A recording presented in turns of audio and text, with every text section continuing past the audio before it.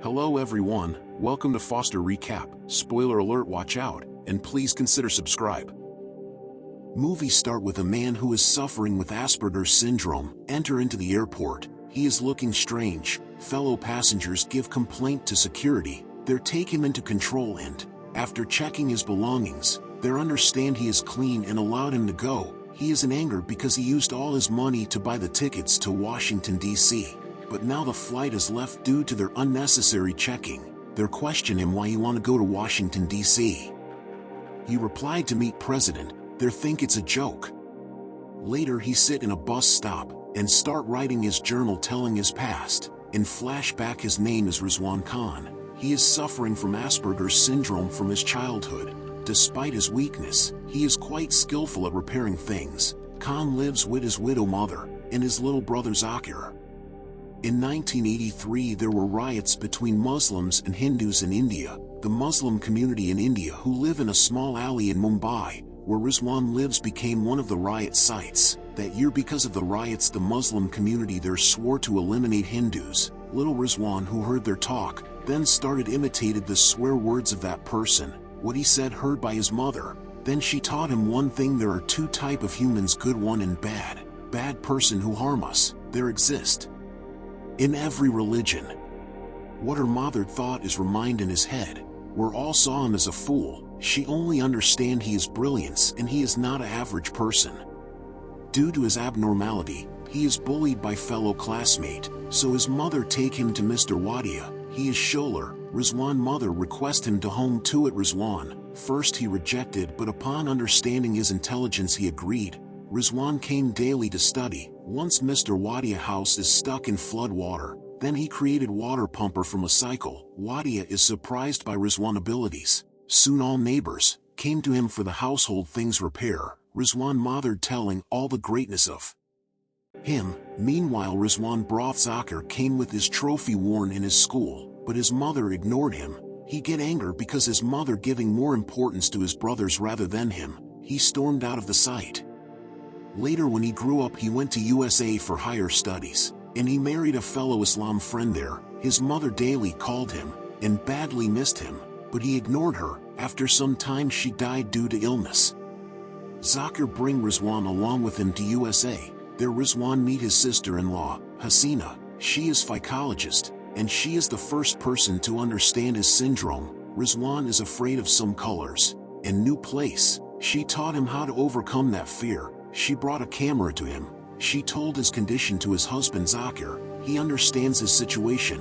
Zakir take him to his office and make him a salesman to his beauty products. Rizwan acquired a comprehensive understanding of the beauty products he intended to sell, embarking on his sales journey at local beauty parlors. His endeavors bore fruit, as he showcased his products with finesse and found success in selling them. However, his crossing of the road triggered a sudden panic within him, only to be alleviated by a kind lady with a melodious voice who came to his aid. He turned to gaze at her, discovering that she worked at the very beauty parlor he had visited. Intrigued, Rizwan returned to the parlor, where he introduced his products to Mandira. His presentation captivated her, leaving a lasting impression. As the days progressed, Rizwan's visits to the parlor became a routine, and an affinity began to blossom between him and Mandira. In time, the layers of Mandira's past unfolded, revealing her status as a single mother with a history of turbulent relationships. Despite the odds, Rizwan summoned the courage to propose marriage, a gesture initially met with skepticism. However, he returned bearing balloons, demonstrating his sincerity. This time, Mandira opened up, sharing her story and suggesting that they start as friends. She laid down a condition: if he could show her the unexplored beauty of California, she would consider his proposal. Amid her work commitments, Mandira asked Rizwan to take her son, Sam, to the Discovery Museum. Rizwan accepted, although Sam was uncomfortable with their proximity due to their shared stuttering condition. At the museum, their connection deepened as they tackled a crossword puzzle together. Sam revealed that he and his mother attempted the puzzle annually but had never managed to complete it. The puzzle comprised 20 animal names divided into 3 groups. Forming a team, Rizwan and Sam embarked on the challenge. Rizwan's astute observational skills propelled him to utter the animal names with astonishing speed, leading to victory. Their camaraderie flourished, prompting Mandira to recognize Rizwan's potential as a father figure for Sam. A new day dawned, and Rizwan whisked Mandira away to a hill offering breathtaking views of the mist-covered city. Mandira's elation at the spectacle was palpable, having never witnessed such beauty in years. Amidst this enchanting scene, Rizwan mustered the courage to propose once more, and Mandira's acceptance was the dawn of their shared happiness. Rizwan's elation knew no bounds as he relayed the joyous news to his brothers. However, the familial euphoria was disrupted when opposition emerged due to Mandira's Hindu background. Despite Rizwan's attempts to convey his mother's wisdom about religion, the familial conflict remained unresolved. Nevertheless, Rizwan and Mandira forged ahead, exchanging vows and celebrating their union with a gathering of friends. They embarked on a new chapter, relocating to the fictitious locale of Bonneville, where Mandira's beauty parlor flourished. Life flowed smoothly, and their contentment was shared with their amiable neighbors. Yet, the tranquility was abruptly shattered by the news of the catastrophic 9/11 attacks, triggering a wave of anti-Muslim sentiment across America. Schools propagated negative narratives about Islam, companies terminated Muslim employees, and instances of abuse surged. Amid this turmoil, Rizwan's sister-in-law Hasina fell victim to an attack by a colleague, igniting Mandira and Rizwan's protective instincts. Overcoming past conflicts, the family rallied around Hasina, fostering a poignant moment of unity. As days passed, Mandira ventured into a new job, signifying a semblance of stability. However, her neighbor Sarah shared the heart-wrenching tale of her husband's demise in Afghanistan, drawing empathy from Rizwan's family. There went to his funnel. One day, Sam tried to approach Reese, his friend, but Reese angrily ignored him. Reese believed that Sam's father's death was caused by someone following the Islamic religion. Despite Sam's efforts to talk to Reese, Reese intentionally avoided him. At home, Rizwan bought new shoes, but Sam wasn't in a good mood. The next day, after a football match, Sam opened up to Reese about his anger.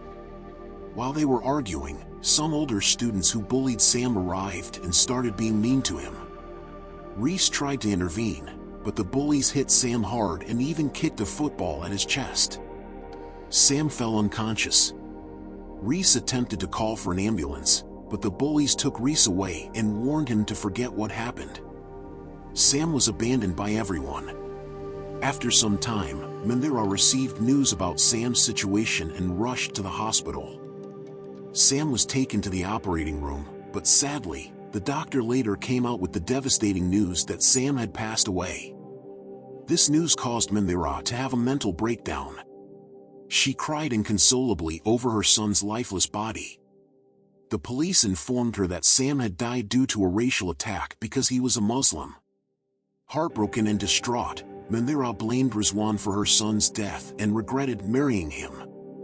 Rizwan asked what he could do, and Mandira shouted at him, demanding that he tell the president that he's not a terrorist. Rizwan was hurt by her words, but that night he began a journey wearing his son's shoes, determined to meet the president and share his message of goodness. However, as he embarked on his journey, Rizwan ran out of money. He started making money by fixing cars and vehicles that passed by. One night, he helped a boy named Joel who had fallen from his bicycle and hurt his knee. Rizwan carried Joel home and met his mother, Mama Jo, who was kind and generous. She provided Rizwan with new clothes and food, as he had been hungry for many days. Rizwan enjoyed the meal and learned that Mama Jo's elder son had died in the Iraq War 2 months ago. The next day, Rizwan went to the local church in the village where people were praying for the soldiers who had died. Rizwan added a picture of his son Sam to honor him. People shared stories about the soldiers who had passed away, and Rizwan also talked about Sam. They all prayed together. Meanwhile, Mandira went to the football field with a poster of Sam, stating that justice hadn't been served even after 6 months. She distributed pamphlets asking for witnesses. Reese, feeling remorseful, stood behind her. Rizwan then traveled to Los Angeles to meet the president. He went to a nearby mosque for prayer and overheard a man named Dr. Faisal misleading young people to engage in violent acts. Rizwan confronted Dr. Faisal, emphasizing compassion and reminding them that God doesn't support violence. He called him Shaitan, devil, and reported him to the FBI. Later, Rizwan attended a meeting with the president. In the crowd, he shouted to get the president's attention, saying his name is Khan and that he's not a terrorist. A nearby cameraman started recording him, causing panic among others. The police took Rizwan into custody. At that point, he was questioned and tortured by authorities. But then, the cameraman who had filmed Rizwan spoke up, revealing the police brutality he had witnessed. Rizwan's brother and sister-in-law shared Rizwan's story and explained why he wanted to meet the president. They questioned why Rizwan, just because he was a Muslim, couldn't meet the president. Later, Rizwan's lawyer showed the FBI a report about Dr. Faisal, helping the judge understand that Rizwan was innocent. As a result, Rizwan was ordered to be released.